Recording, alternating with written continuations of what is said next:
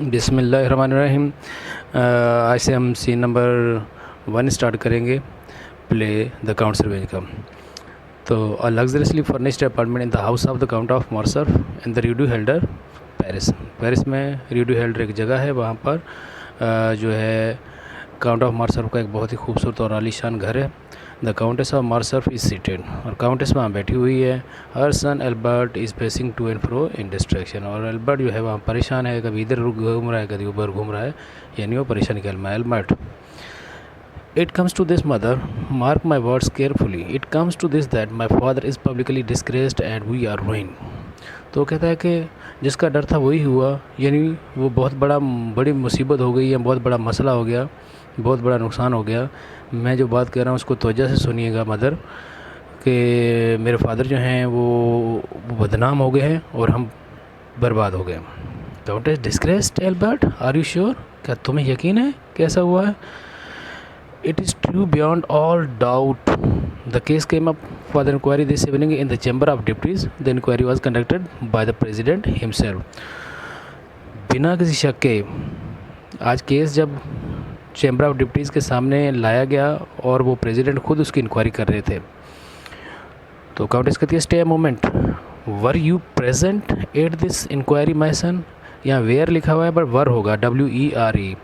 वर, क्या तुम वहाँ मौजूद थे जब ये इंक्वायरी चल रही थी? एल्बर्ट कहता है, not so mother, members of the public were not admitted, यानी पब्लिक के जो मेंबर हैं, यानी आम लोग जो हैं बाहर के, उनको इजाज़त नहीं थी वहाँ जाने की। But I had a report of the proceedings from my good friend Beauchamp the newspaper editor. पर ये मुझे सारी खबर जो है, रिपोर्ट जो है, वो मुझे मेरे न्यूज़पेपर एडिटर जो दोस्त है बूशाम, उसने दी है। Countess, oh just so proceed, अच्छा तो फिर आगे बताओ क्या हुआ?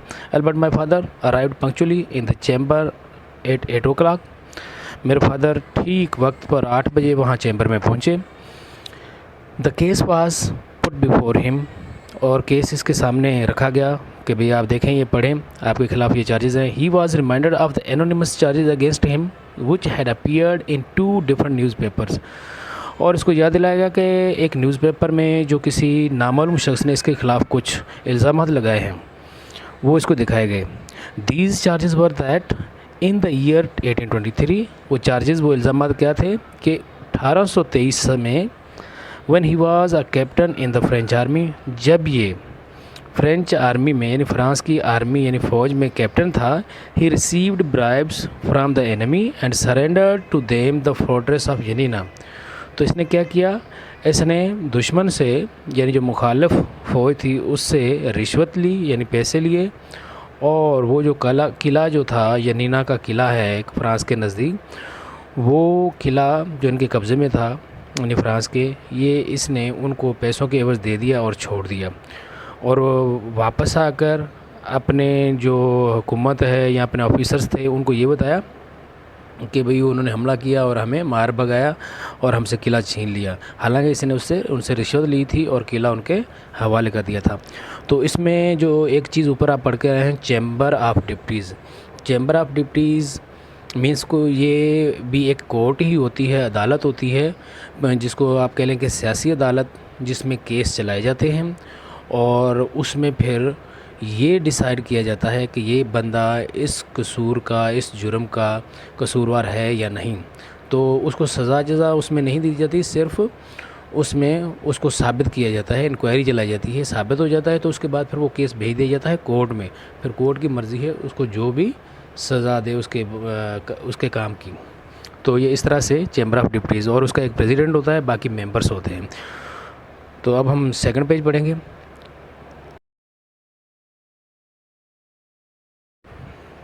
चलिए जी, तो पेज नंबर 9 पे आ जाएं। सी नंबर 1 का page number 9। Then countess, and what did your father say to those charges?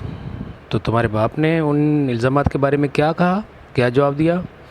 Albert कहता है, ही डिनाइड देम, इसने बिल्कुल इनकार कर दिया, कहा कि मैंने ये नहीं किए। Did he prove that they were false, क्या ये साबित कर सका कि वो झूठे इल्ज़ामात हैं और इसने ये नहीं किया? Albert, he could not do so, he had no proofs, he said, इसने बताया कि यानी वो इसके दोस्त ब्यूशम ने इसको बताया एल्बर्ट को कि मेरा फादर वहाँ ये साबित नहीं कर सका क्योंकि इसके पास कोई सबूत ही नहीं था। But he spoke with such a boldness and spirit that everyone believed him. पर ये इतना जुर्रत और बहादुरी और जैसे बड़े समझदार और दानिशमंद लोग बोलते हैं, ऐसे बोला कि हर कोई इसकी बातें सुनकर इस पर इतबार कर रहा था। यानी इतना अच्छे तरीके से झूठ बोल रहा था और इल्ज़ामात की तरदीद कर रहा था कि हर कोई समझ रहा था कि शायद हाँ ये सच बोल रहा है। Then at the last minute, यानी अगर उन्होंने इतबार कर लिया था इसकी बातों पर, जिस तरह से ये जवाब दे रहा है, then at the last minute there came in a witness, पर आखिरी मिनट में, यानी जब वो केस ख़त्म होने वाला था तो आखिरी मिनट में वहाँ पर एक शाहिदी यानी गवाही आई। A strange lady who had been at Yanina at the time when the fortress was given up.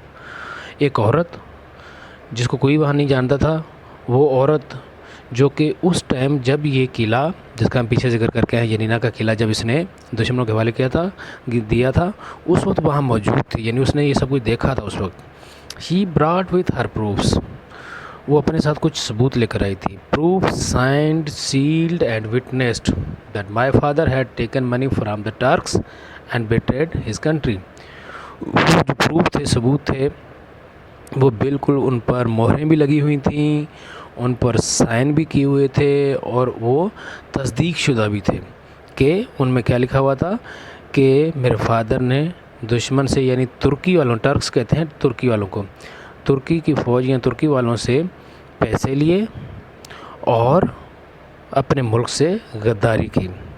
After the deputies had seen these proofs not one of them was in doubt as to his guilt. जब उन्होंने सब डिप्टीज़ ने, यानी वो जो case चला रहे थे डिप्टीज़, उन्होंने जब ये प्रूफ्स देखे, ये सबूत देखे, तो फिर तो कोई भी शक नहीं था कि ये वाकई कसूरवार है। My father is condemned as a traitor and we are disgraced and ruined. तो उन्होंने सब ने एक ही आवाज़ में कहा, इल्ज़ाम लगाया कि ये भाई गद्दार है, इसने मुल्क से गद्दारी की है और इस तरह से हम तो बिल्कुल बदनाम और बर्बाद हो गए हैं। Countess, did your father still deny the charge? क्या अभी भी तुम्हारा बाप इनसे इनकार कर रहा है? Albert, not at all mother, बिल्कुल भी नहीं। ही सीम्ड क्वाइट ओवरकम। ये बिल्कुल, जब वो सारी चीज़ें देखी गई या सामने आई तो ये बिल्कुल फंस गया उसमें, यानी इसके पास कोई और रास्ता नहीं बचा, ये हर तरह से गिर गया था। ही टर्न पेल, इसका रंग फीका पड़ गया। ही वॉज टेरिफाइड, ये पागलों की तरह हरकतें करने लग गया। When with one voice the deputies condemned him, he rushed from the chamber shrieking like a madman। और जब सारे डिप्टीज़ ने फैसला सुनाया एक ही आवाज़ में, इस पर ये इल्ज़ाम लगाया कि भाई तुम जुर्मवार हो, कसूरवार हो, तो ये वहाँ से चीखता हुआ, चिल्लाता हुआ पागलों की तरह चैम्बर से बाहर निकल गया। Countess, then we are indeed ruined my son, what can you do now, what can you say? फिर तो वाकई तुम सही कहते हो, हम बर्बाद हो गए, हम तबाह हो गए, हमारा कुछ नहीं रहा, तो अब तुम क्या करना चाहते हो, क्या कहना चाहते हो? Albert, what can I do, my father's disgrace is mine. मैं क्या कहना चाहता हूँ, मेरे फादर की बेइज्जती, बदनामी जो है मेरी बदनामी है। I dare no longer bear the name of Morcerf. ये नाम जो है, जो मॉरसर्फ का हमारा ख़ानदानी बड़ा नाम है, ये मैं अब नहीं रख सकता, अपने नाम के साथ नहीं लिख सकता। The name of Morcerf is dragged down into the mire. ये हमारा जो ख़ानदानी नाम मॉरसर्फ है, जिसके हम नवाब बने फिरते हैं, ये तो मिट्टी में मिल गया, कुछ भी नहीं रहा। I shall change my name and leave Paris. मैं अपना नाम चेंज करूँगा और पेरिस छोड़कर चला जाऊँगा। But there is one other thing that I must do first. पर एक और काम है जो मैं पहले करना चाहूँगा। I must seek out the man who has done this thing. मैं पहले उस आदमी को ज़रूर ढूंढूंगा, कोशिश करूंगा ढूंढना कि जिसने ये सब कुछ किया है, एंड पनिश हिम, और उसको सज़ा दूंगा।